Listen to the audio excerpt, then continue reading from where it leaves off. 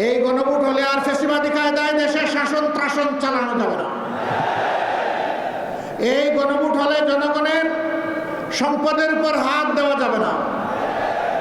এই গণভোট হলে দলীয় চাঁদাবাজির রমরমা ব্যবসা চলবে না।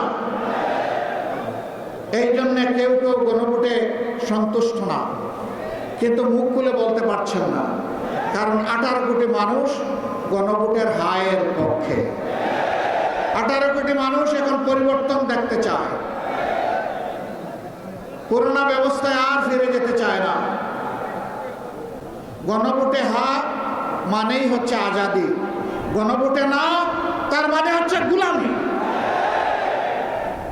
গোলামি না আজাদি, গোলামি না আজাদি। ইনশাআল্লাহ 12 তারিখ প্রথম ভোটটা পড়বে হা চিহ্নে ইনশাআল্লাহ। হা ভোট যদি বিজয়ী হয় বাংলাদেশ জিতে যাবে। হা ভোট যদি পরাজিত হয় বাংলাদেশ হেরে যাবে। আমরা বাংলাদেশকে ইনশাআল্লাহ হারতে দিব না। জনগণের ভালোবাসা সমর্থন নিয়ে হা ভোট বিজয়ী হবে, বাংলাদেশ বিজয়ী হবে ইনশাআল্লাহ।